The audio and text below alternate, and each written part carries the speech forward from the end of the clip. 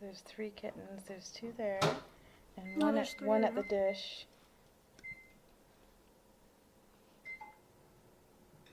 Aww. Mom's calling. And the mother's calling them? Oh, she's right there. See, there's this other little guy. So that's 3. Where's the other one? She probably put them back in the den. Oh my god, so adorable. Oh my god.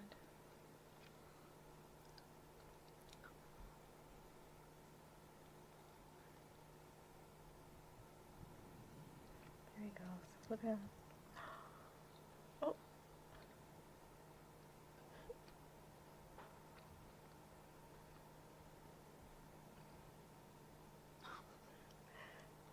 They're so cute. 1, 2, 3, 4. There's 3 at the fence, and this little one here. That's 4. And that's the mother, Jenna.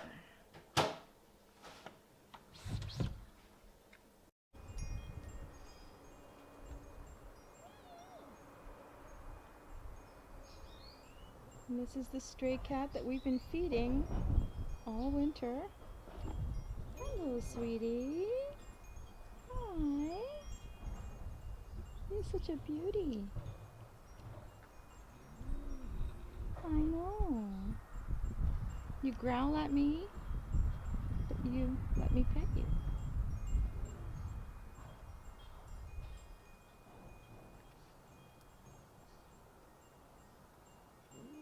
You want some more?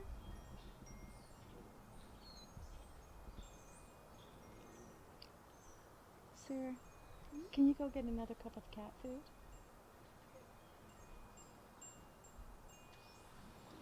She's gonna get you cat food, okay?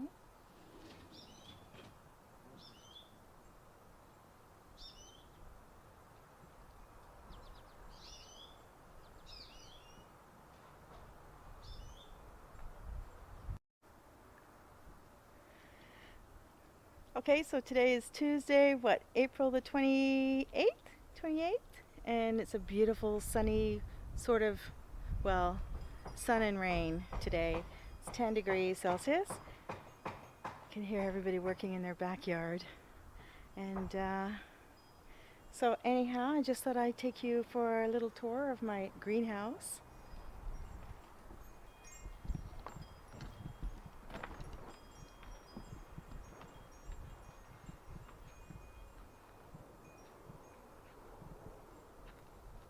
This is the garden bed that has the walking onions, Egyptian walking onions, and the motherwort. And this is, oh shoot, what is that? That is horseradish. That's right, that's horseradish. That's comfrey. I have 4 comfrey plants. That's kale, kale. My tulips are all coming up. Beautiful. My Egyptian walking onions, looking beautiful.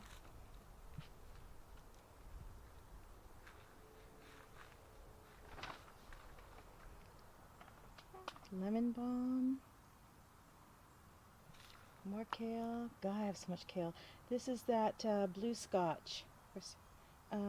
Yeah, blue Scotch kale. And these are my Alaska peas. They're doing really well. I have planted 6 peas per pot, and not all of them came up, but I do have a lot. So I think I have at least 20. This is a cabbage, 1 cabbage seed. I have not had any luck with seeds this year. As you can see, look at that. This was completely full of shelling peas, and I only got 1 sprout so far, and I planted it in the garden because I'm so afraid I'm going to lose it. And these are cauliflower, and there's only 1 cauliflower that has sprouted. We'll see if that survives. This is pak choy. It's all doing really well.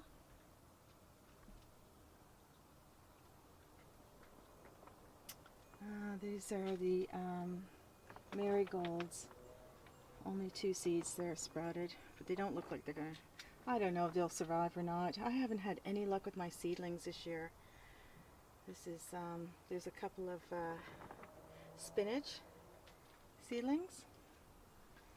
Down there is all spinach, and of course the peas have not sprouted yet, or the beans. I planted beans in this pot. I know beans take a long time to sprout. So, and this I put potatoes I had rooted in my bag in the kitchen, so I just buried them in the bottom. The sweet potato slips that I had sprouted, they all died. All of my tomatoes died, like those cherry tomatoes I had sprouted. Every one of them is gone, dead. That's broccoli. That's broccoli. So as you can see, the broccoli, the peas, and the kale are doing so well. These are all peas. And here is my spinach. These are doing okay. They're not growing very fast though.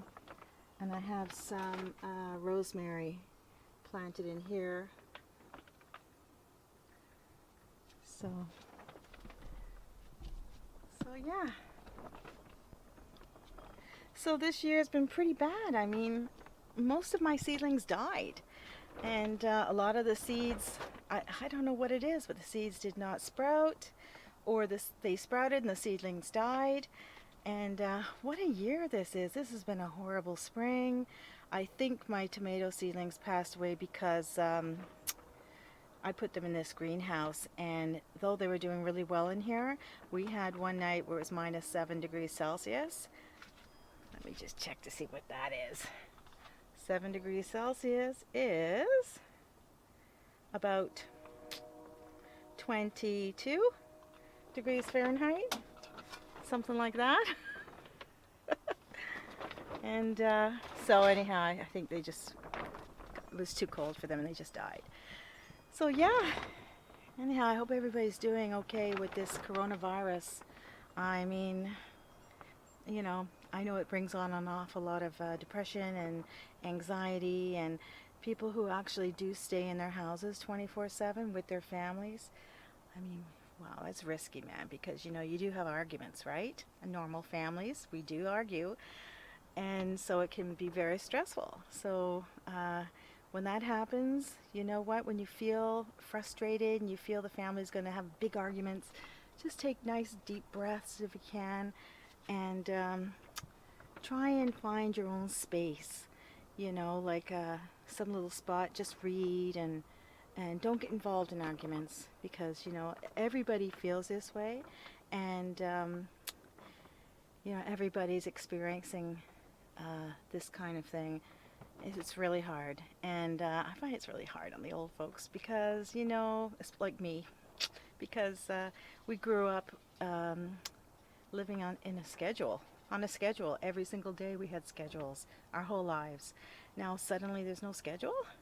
It's kind of hard to get used to, and you kind of like sit there, you don't know what to do with yourself. Little kids are fine, they're just fabulous, they're happy. No school, yay. School online, yay. It's only 4 hours a day, yay. So anyhow, and my daughters are doing really well in the online school. So this is that little hugelkultur bed that I built, and I don't really like it.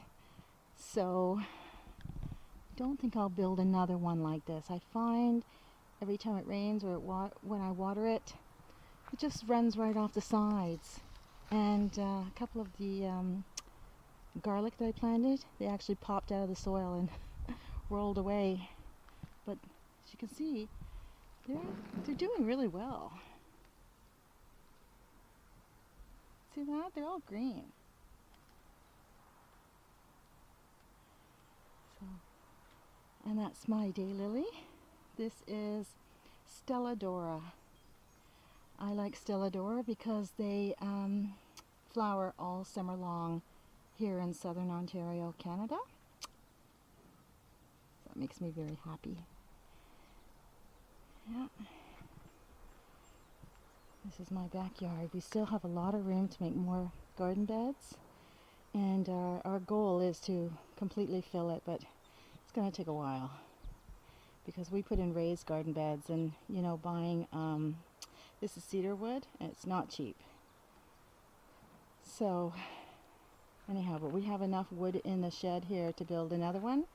So my husband wants to build another bed by this weekend, so we'll have 2 of these empty beds, and so I need to find a lot of cardboard, lie it down, put the frame on top, and then fill it with whatever I can, old logs, old wood, and then leaves and kitchen scraps. And oh, I'm going to put my tumbling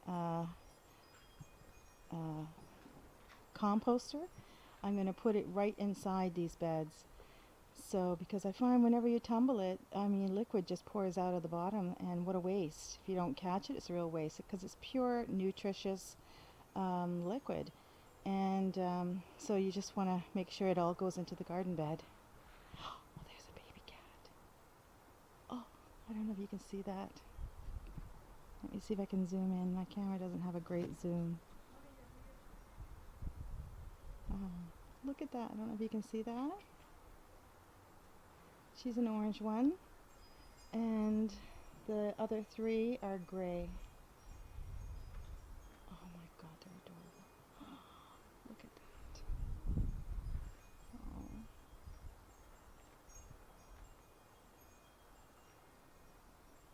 I don't know if you can see it. They're right there, both of them. I wish my camera would zoom in some more. I'd love to get closer to you guys, but you'll run off. Yeah. They're running off. This is that other little makeshift greenhouse. It's not really a greenhouse, it's more like a tent. And the plastic we use is 6mm plastic. So I just kind of draped it over a trellis there, and then pull it down over these pots, and I do it during the night.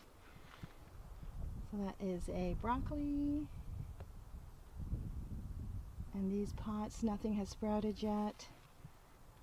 This pot has sprouts. Not sure what it is. I'm hoping it's the beans. So I plant bush beans. I find they're much easier to pick, and they taste really good. This is the blue Scotch kale, another kale. My kale's all doing wonderful.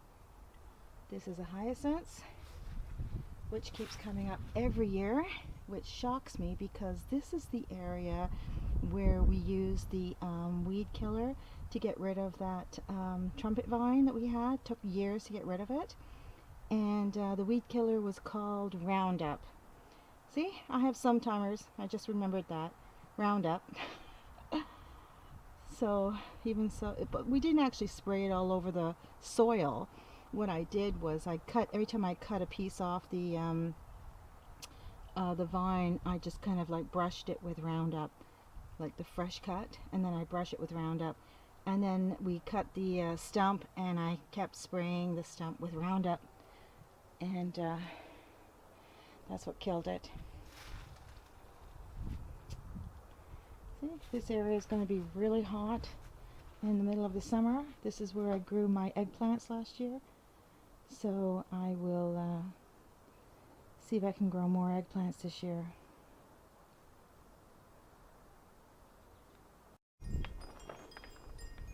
So I placed these pots here, and they're ready. So these pots, I don't know if you guys know Robbie and Gary, Robbie from Robbie and Gary's Garden Easy channel. I learned a lot from that woman. She is absolutely amazing. So what she does is she puts a lot of garden scraps and kitchen scraps into these bins like this, and then she covers it with a little bit of soil or mulch, wood chips, you know, and oh my gosh, she grows so much vegetables. It's absolutely amazing. So I do this now too, and so I filled up to about here with kitchen scraps, and then I added some triple mix on top. I buy triple mix because it's cheaper than potting soil. And I've got my kale, blue Scotch kale, and I planted more bush beans in here. We'll see if they sprout. And that, what's that? I guess that's broccoli, and that one's broccoli, and that one's kale. And this is another one I had filled with kitchen scraps, and then put a small, like about 2-inch layer of triple mix on top. And this bin is ready. Same thing. I had halfway, it was half full with kitchen scraps. Then I put 2 inches of triple mix on top. I haven't planted anything in that yet. I want to put tomatoes and stuff in there. And that one is, it's empty, but it's ready for more kitchen scraps. So look at all my hyacinths. These are my most favorite flowers.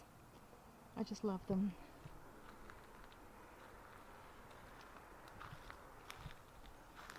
And down here I planted blue Scotch kale. I just put these right in the ground. They look like they're getting ready to dry out and die. So I put them in the ground here, and we'll see if they survive. And I put them under this tree, which is a honey locust tree.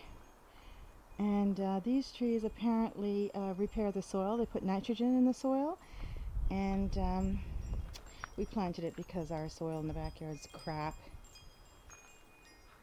I have some onions that had sprouted in the onion bag. These are really tiny onions. We had bought this onion bag, or bag of onions. And these were really small, so some of them had sprouted, so I figured let's just give it a try. Put these tiny ones back in the soil and see if they sprout and grow a little bit bigger. That's my garlic that I planted last fall. It was here over the winter, and what you're supposed to do is plant it in the fall and pick it in the middle of the summer. So I can't wait to see how they're doing. This is cabbage that also survived the winter. There's 2 cabbages there, and I'm not sure if I'm going to get a head of cabbage, but you know what? You can eat the leaves. So cabbage is cabbage. And that's a little cabbage seedling that I had sprouted. Yeah. And of course, this is my favorite bed. Everybody knows this. Hey, dwarf green curly kale. Yum yum. And under here is the that one sprout I got from the shelling peas. So I just stuck it in here. Put this on top. I don't want it to die. And this garden bed here I planted almost all of my broccoli sprouts. So I sprouted so many this spring. I was shocked. They all took and they all sprouted. So in this garden bed I have 21 broccoli sprouts, and I just keep them covered because, you know, we got cats, wild cats, and I don't want them using that bed as a cat box. So there we go.